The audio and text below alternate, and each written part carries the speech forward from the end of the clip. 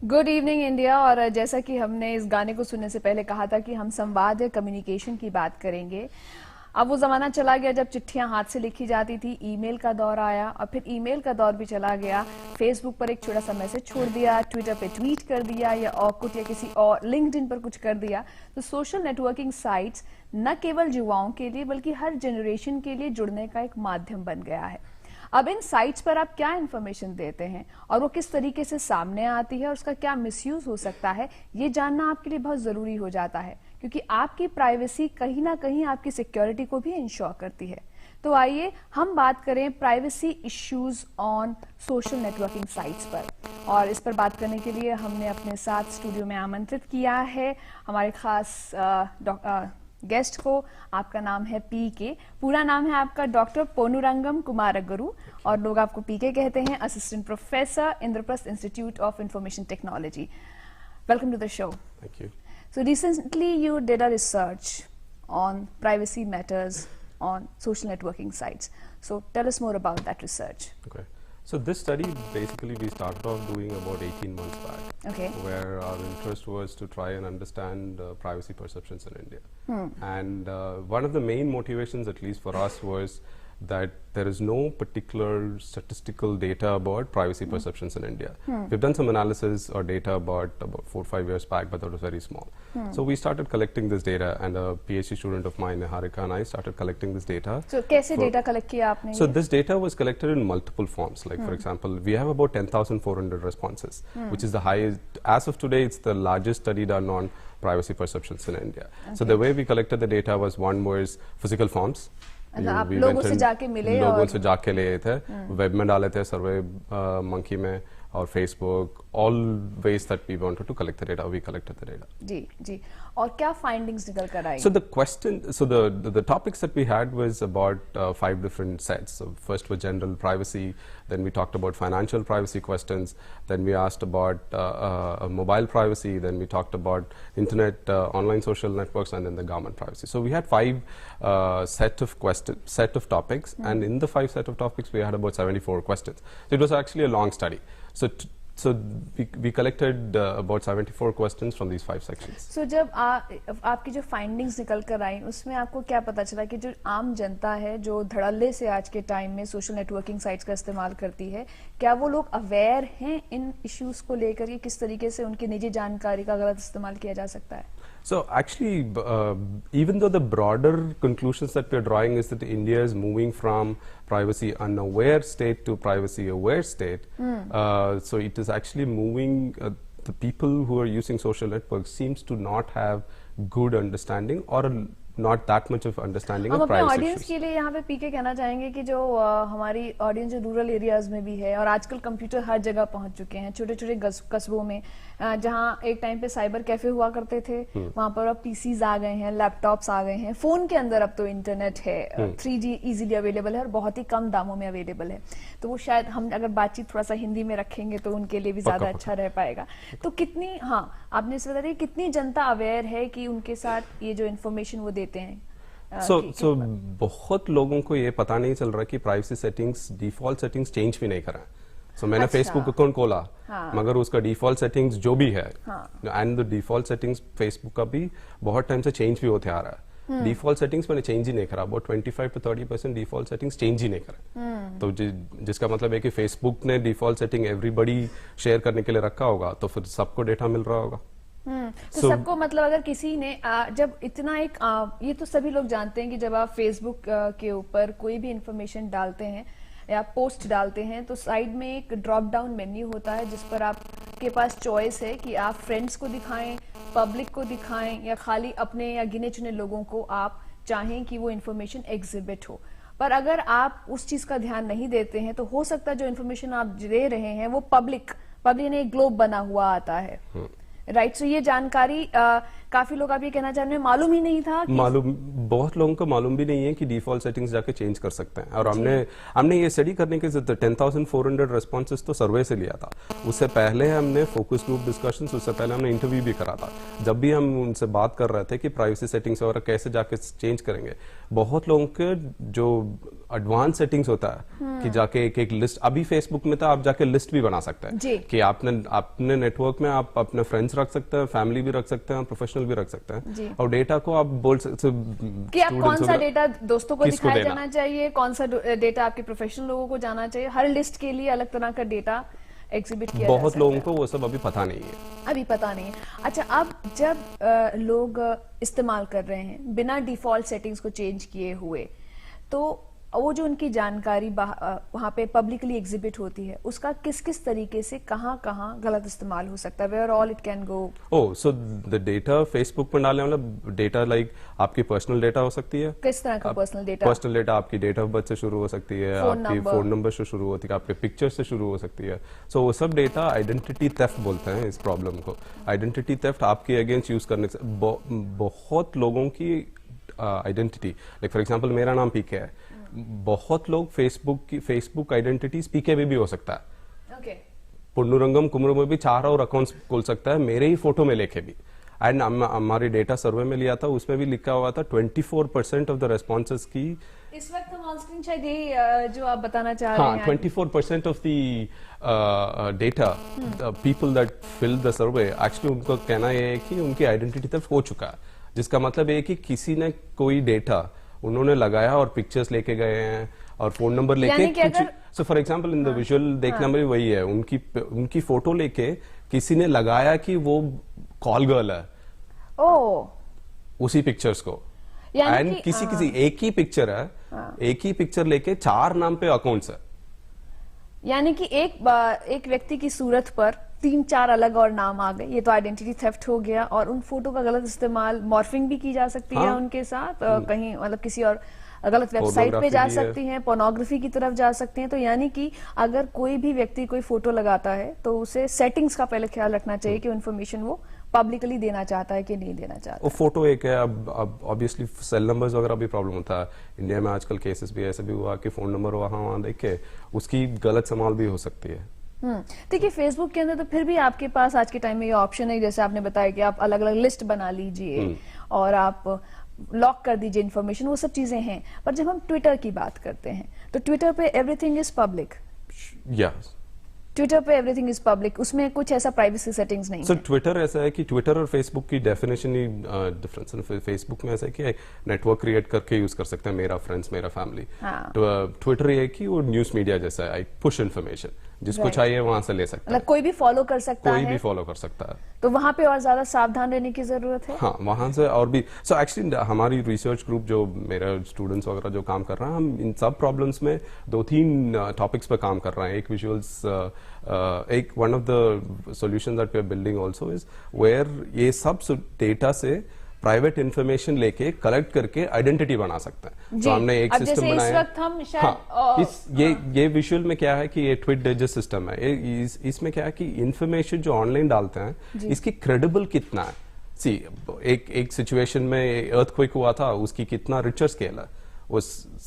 कोई ट्वीट आया था 6.2, कोई ट्वीट आया था 4.9। इसमें कौन सी क्रेडिबल है इंफॉर्मेशन, वो समझने की पता नहीं है लोगों को किसको क्रेडिबल है। तो इसीलिए हमारी एक ट्वीट डाइजेस्ट सिस्टम में यह था कि इन्फॉर्मेशन को लेके कितना क्रेडिबल है वो इन्फॉर्मेशन, हम क्रेडिबिलिटी स्कोर बोलते हैं। अब जैसे उसी तरह से आप विकिपीडिया की जब बात करते हैं तो उसपे भी कोई इन्फॉर्मेशन अपने आप डाल सकता है क्या? उसपे भी अगर हम किसी फिल्म स्टार की बर्थ डेट की ही बात ले लें कि कोई एक फिल्म स्टार किस डेट को पैदा हुआ, एक वेबसाइट कोई और डेट बताएगी, दूसरी वेबसाइट कोई और डेट बताएगी। तो आज के टाइम में कैसे सुनिश्चित करें कि जो information which is available on a particular website is authentic and correct? So today see the basic internet जब डिजाइन कर रहे थे तब सिक्योरिटी और प्राइवेसी प्रॉब्लम था ही नहीं, राइट। सो तब it was designed for openness के लिए। मगर आज इतनी प्रॉब्लम्स हो गया तो फंडामेंटली इंटरनेट को ही डिजाइन चेंज करना है, वो तो नहीं होने वाला। तो एज एंड यूजर्स हम केयरफुल रहना चाहिए, हमारे इन्फॉर्मेशन कितना डालना चाहिए, कितना पर्सनल इन्फॉर्मेशन देना चाहिए, वो हमारी हाथ में ये कंट्रोल है। जी। सो अब जब हम साइबर क्राइम की आज के समय में बात करते हैं तो ऐसे में एक आम आदमी को आप क्या सलाहें देना चाहेंगे आपने जैसे हमने फेसबुक ट्विटर की बात की। अब लोग फाइनेंशियल ट्रांजैक्शन करते हैं इंटरनेट के ऊपर। Credit card is very easily use, चाहे आपको अपनी फ्लाइट टिकट्स बुक करनी हो, चाहे ट्रेन टिकट्स बुक करनी हो, या फिर कहीं ऑनलाइन आप मनी ट्रांजैक्ट कर रहे हैं। तो ऐसे में क्या सजेस्ट करेंगे कि क्या करना चाहिए लोगों को? पहले तो केयरफुल होना चाहिए कि अपने मशीन्स को वगैरह मैलवेयर बोलते हैं इसमें, बॉट्स है, ये सब नहीं आने के लिए। उसकी तरीका ये है कि पहले ईमेल्स में अटैचमेंट्स आता तो अटैचमेंट्स नहीं खोलना चाहिए, और लिंक्स कुछ आता है, आप जो if you get a link from people whom you don't know, आप उसको लिंक को क्लिक मत करिए, उसको कॉपी पेस्ट ब्राउजर पे करिए। ऐसे बहुत आसान तरीके हैं जो आपकी मशीन्स को प्रोटेक्ट कर सकता है, और एटलीस्ट आपकी मशीन्स पे गलत प्रॉब्लम्स के लिए यूज करने से प्रोटेक्ट कर सकते हैं। ऐसा भी होता है कि कोई लिंक अगर किसी अननोन व्यक्ति ने भेजा और मैंने उसे क्लिक कर दिया, तो क्या वो कुछ मैलवेयर या कुछ स्पाईवेयर छोड़ सकता है और मेरी इंफॉर्मेशन जा सकती है? या so these are very simple actually. आजकल स्टूडेंट्स भी लिख रहे हैं, और आजकल भी क्या हो गया, ये प्रॉब्लम्स की, ये स्पाईवेयर मैलवेयर वगैरह लिखने के लिए टेक्निकल एक्सपर्टीज बहुत कम है। आप जाके इंटरनेट पर देंगे $20 के लिए वो पूरी स्पाईवेयर और की लॉगर बनाने के लिए बहुत आसान भी बना सकते हैं। सो इसके लिए क्या होता है, आप लिंक क्लिक करा तो तब तक वो क्या होता है, कुछ सॉफ्टवेयर, कुछ प्रोग्राम्स आपकी मशीन पे आ जाती है। हाँ, ट्विटर का देख रहे हैं। सो एक कोई सॉफ्टवेयर आपकी, कोई प्रोग्राम आपकी मशीन में, उसके बाद आप जो भी टाइप करेंगे वो एक टेक्स्ट फाइल में लिख के क्रिमिनल को भेज देंगे, तो वो भी हो सकता है। Okay, so this is the visual. Twitter की बात हो रही थी, उसमें क्या है कि वही लिंक की बोल रहा था ना, तो ईमेल्स में लिंक आए तो क्लिक नहीं करना। तो हमने एक टेक्नोलॉजी बनाया कि ट्विटर पे जब भी एक लिंक आता, उसके लिंक के बगल में रेड या ग्रीन सर्कल दिखाने के लिए, जब भी आप ट्विटर यूज करेंगे, उसके लिंक के बगल में रेड सर्कल आएगा तो आप उसको क्लिक मत करिए। Red circle is danger and green circle is it is a legitimate URL। सो हमारे सिस्टम के नाम है फिशरी बना के रखा है। तो ये प्लग इन है ब्राउजर में, ब्राउजर प्लग इन लगा के उसको आप ब्राउजर में रखेंगे, तो जब भी आप अपने ट्विटर पे जाके टाइमलाइन में देखेंगे, URLs के बगल में ये रेड और ग्रीन सिंबल्स आ राइट। और ये भी होता है कि जब आप URL, आप एड्रेस की बात कर रहे हैं, वहाँ पे एक लॉक, ताले का निशान भी बना होता है, तो उसका मतलब ये है कि सुरक्षित साइट है देखने के लिए। बट एक्चुअली ये मेरा रिसर्च नहीं है, बहुत पहले ने लोगों ने मी करा है कि वो लॉक की क्या मीनिंग है, बहुत लोगों को समझ में भी नहीं आता। खुला होता तो क्या, बंद होता तो क्या, ये सब इंटरनेट यूज करना इतना आसान भी नहीं है आजकल, because of these much of crimes that are happening. You have to be very cautious about while using internet. So आप जिस तरह से आपने रिसर्च की, तो आपको लगता है कि आज के जब हम स्कूलों में फेसबुक पे, हालांकि एज लिमिट शायद 15 साल है अपना अकाउंट खोलने के लिए, पर 8-8, 9-9 साल के बच्चों के आज के टाइम में फेसबुक के ऊपर अकाउंट हैं।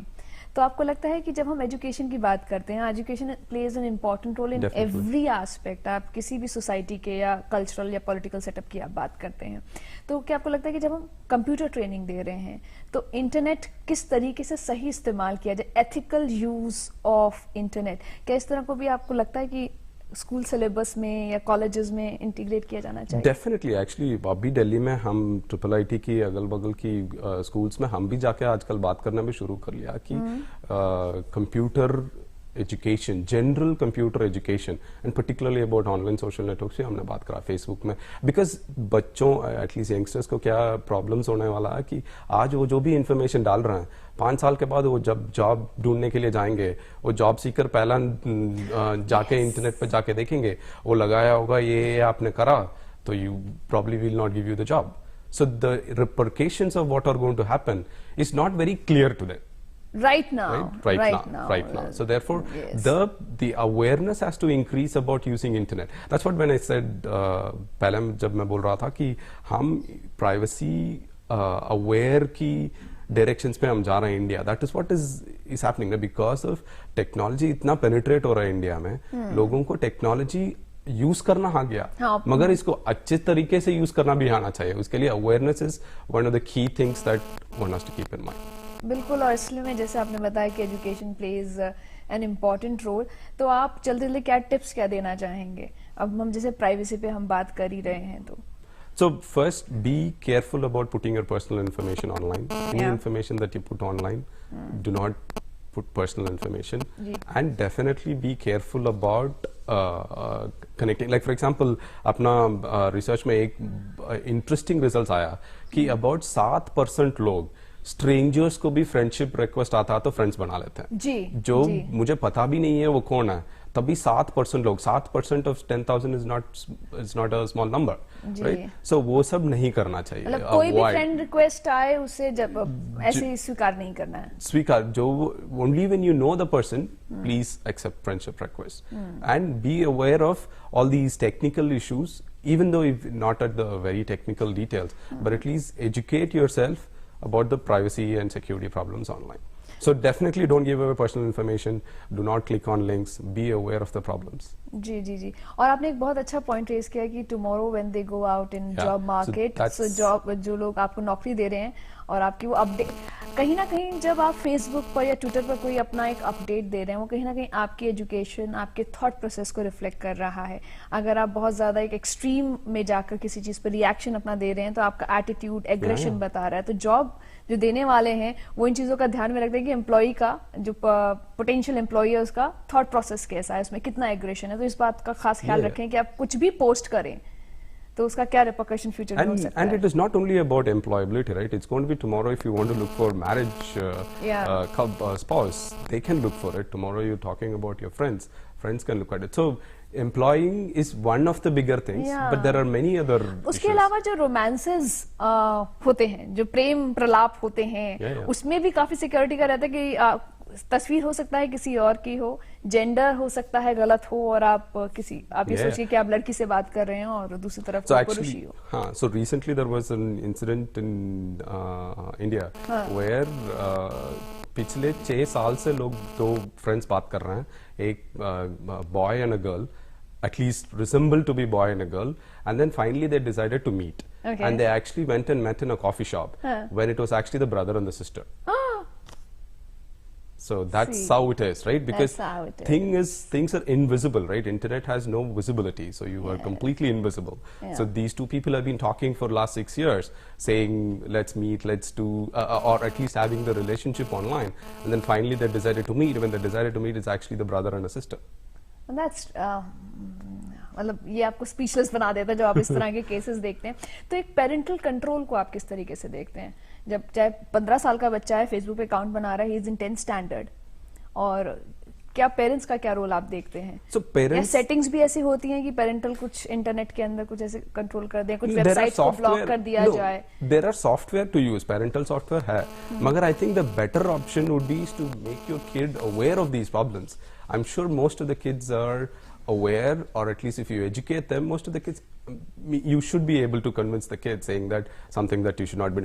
If beyond that they do, I think you have controls over software. So meaning आजकल बहुत systems भी बन गया कि parental control के लिए उनकी क्या website जा रहा है, उनकी क्या क्या post. Actually some parents even are in the kids Facebook network.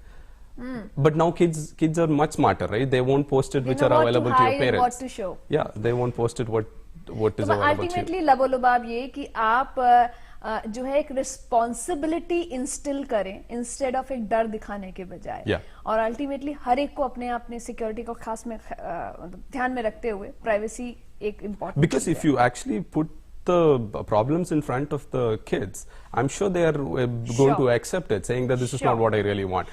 Let's take, because 10 years, 15 years down the line, they want to go for a graduate school or do higher studies. You don't want some Facebook updates that you did to not give you admission in a university. तो आप अपने ही भविष्य का आपको ख्याल रखना है. Great talking to you PK, and hopefully काफी सारे जो दर्शक है जो देख रहे हैं वो दिमाग में जो थोड़ा सा कहीं ना कहीं रोशनी तो गई ही होगी. It was wonderful talking to you. Thank you so much.